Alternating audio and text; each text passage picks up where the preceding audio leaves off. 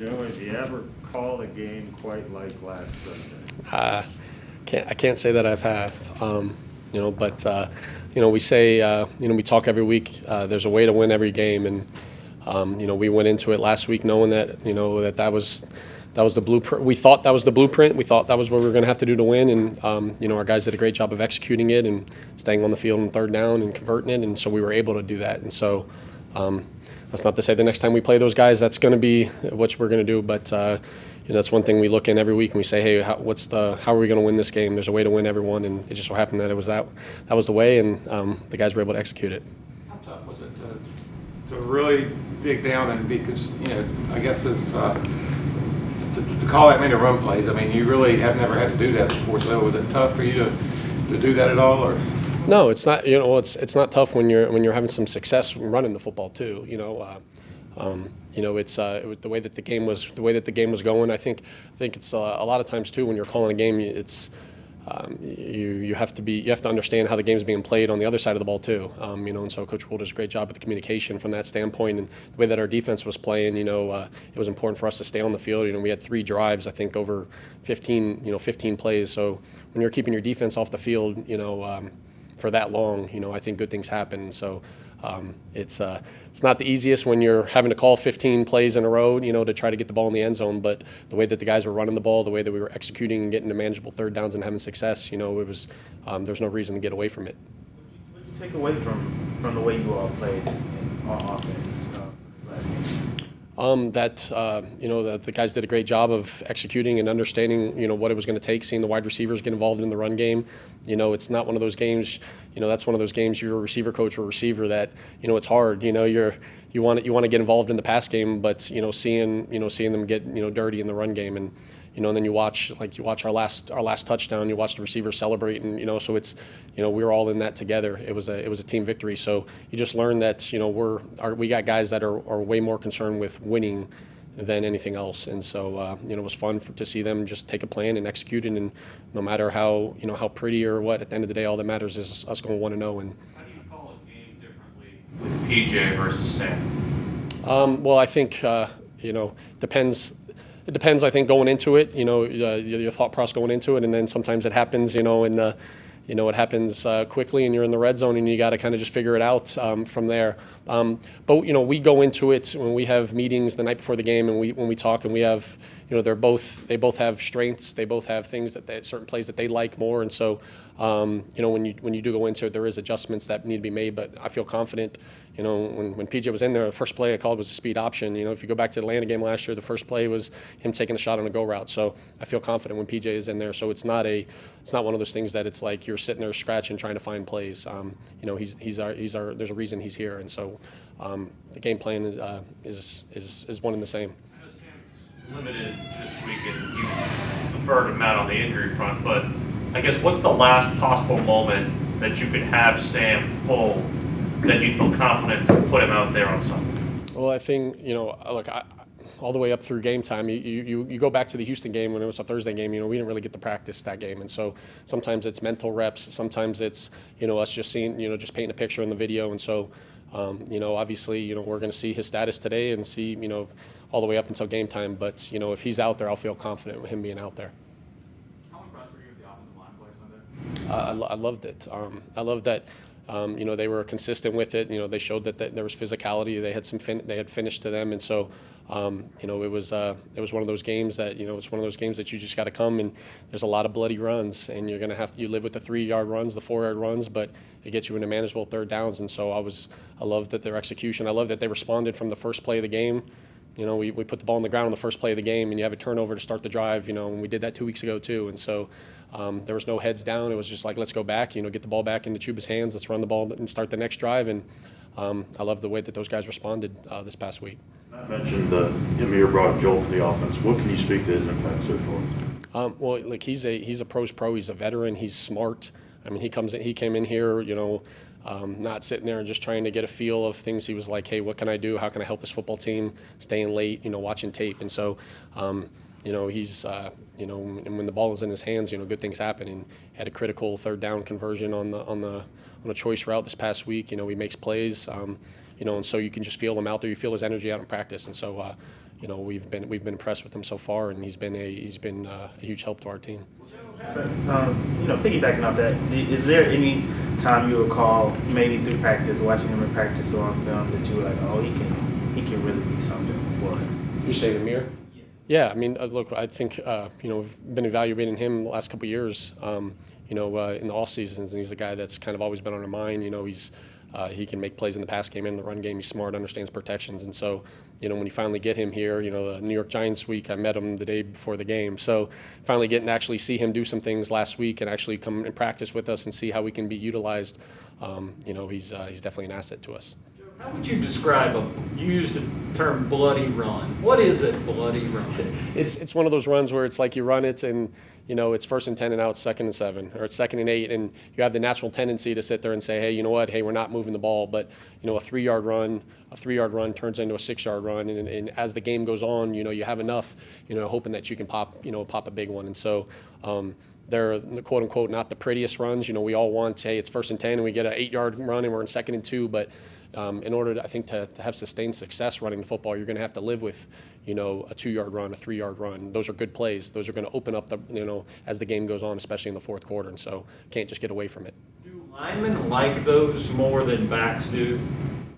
I think anytime you run the football, a lineman's going to like that because they get an opportunity to be physical and be able to attack, from that standpoint. But I think if you ask any running back, hey, are you good with as long as the ball's in their hands, they're going to like the play. And so I think the way that our backs feel, they feel like if they get the ball, they're not going into it with the mindset it's going to be only a 2-yard run. And so I think if when we call a run play, the guys feel like we're going to be able to have success, and and they got to make the most of that.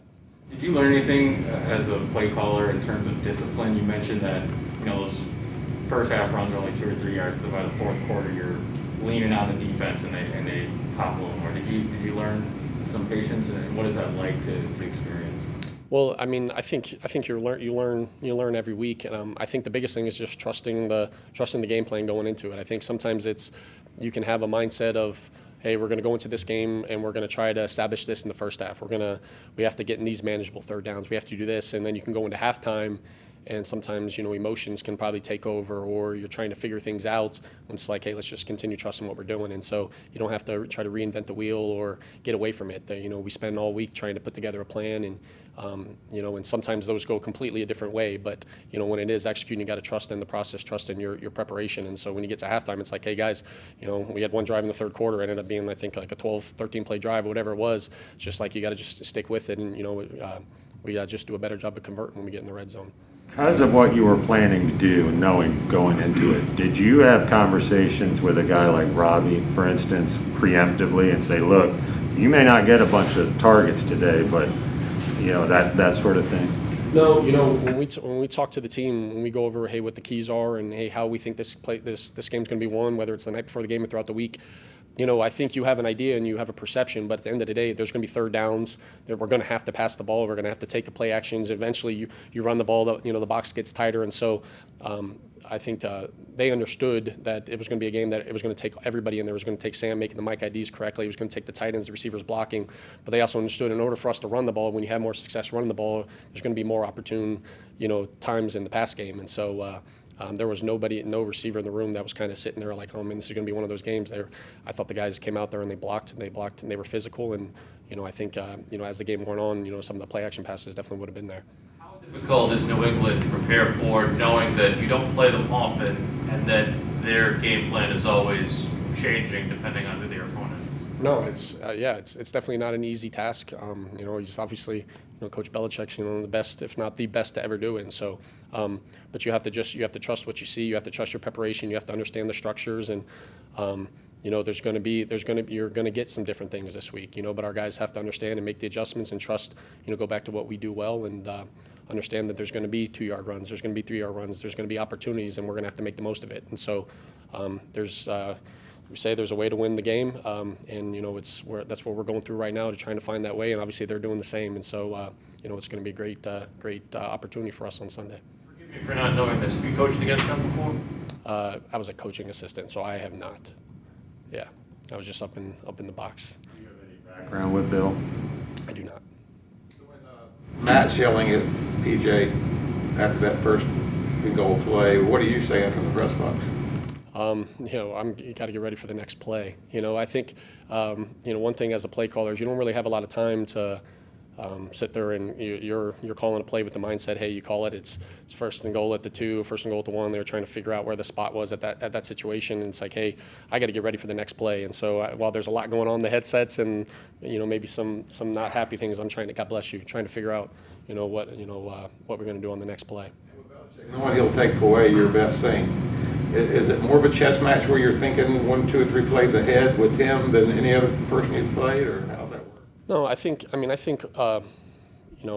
obviously do an elite job at it, but I think most defensive coordinators and defensive coaches across football, I think that's their mindset going into the game is, hey, what do these guys do well, and we have to find a way to stop it. And so, no, you think about it every week. You have to have that mindset and try to put those things together and but you also sometimes you can get caught up in trying to do too much. And so we have to trust our guys that our guys are going to make football plays and be able to put them in a position to have success. But knowing that that's how most defensive coordinators are having that mindset. When he talks about PJ, it feels like he's always talking about mitigating risk and trying to get him to be mindful of not taking big chances. How fine a line is that to walk when that's also part of what PJ brings, is that ability to create? Yeah, no, it is tough. We just like we preach to Sam, just like we preach to everybody, is he has to play within the system. We need him to be PJ, but he also has to understand, there's a time and a place to make some of these decisions. You're inside the 5-yard line. That's not an opportunity to kind of freelance. If it's not there, the ball's thrown away. If it's not there, we're running it. And so there's a time and a place where you need to extend the play. There's a time and a place that you need to be aggressive. You go back to the New York game, there's some opportunities where in that situation you can try to be aggressive. You can try to extend it a little bit, but in that situation you have to play within the system and understand that, hey, if that route's not there, I'm either running it or I'm throwing it away.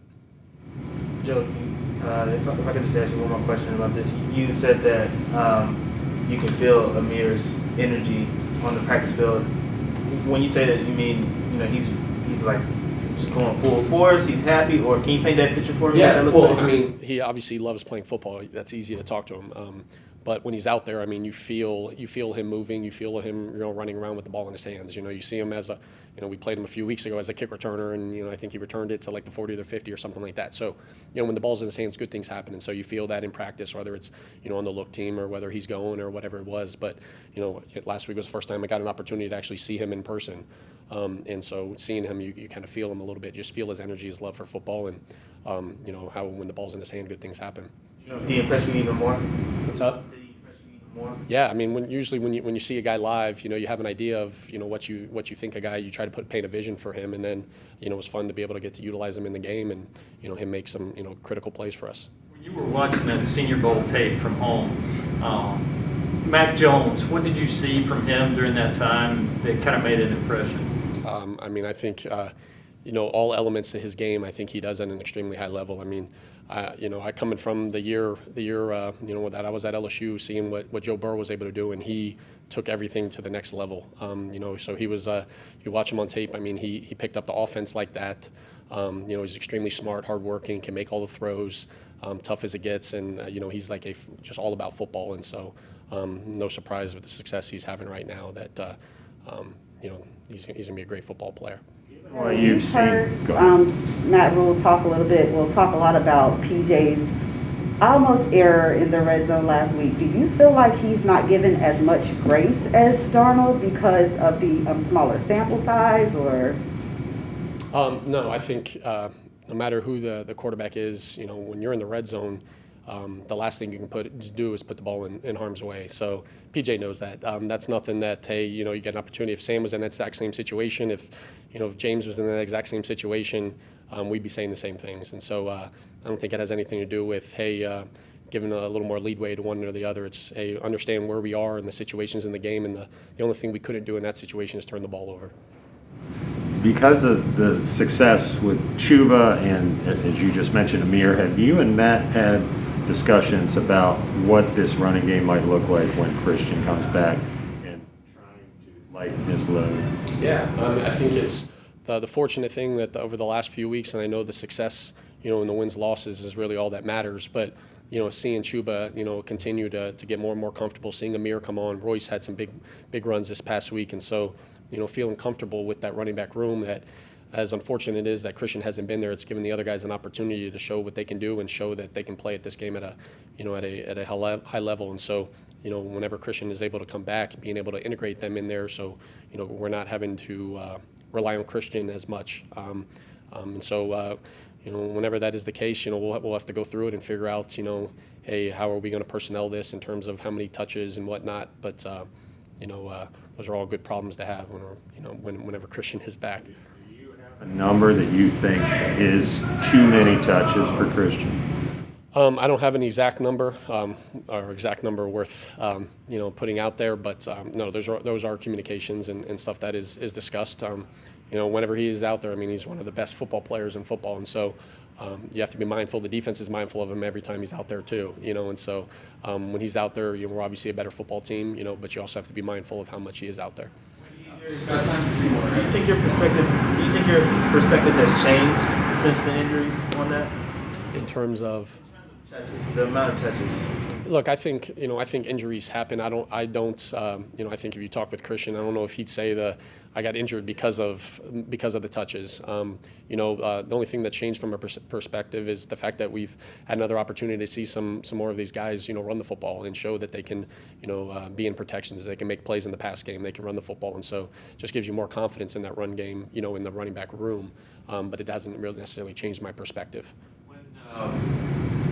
You have Christian kind of in this return to play like limbo. Do you create like a Christian plan or a without Christian plan? How difficult is that to navigate when preparing for a game? Yeah, no, it is difficult. I mean, there was some, you go back to last year, there were some games that, you thought he was going to play, and then you find out on Friday and Saturday that he's not. And so you kind of, the perk of like kind of just talking about these guys is we've kind of prepared it for the mindset of, hey, everyone has to be ready to go. And so, what Amir was able to bring to us with Chuba and Royce. So we're kind of going into the mindset that I know he's limited, and if he can give us any plays on Sunday, it'll be better. Obviously it'll help us, but we're going to the mindset that, and I think it ends up being too much if you had too many game plans. And so, we know what Christian can do and what he can do, but we feel confident that if he's not out there, that these other guys are going to be able to take whatever those potential plays would have been, and they were going to have success with it.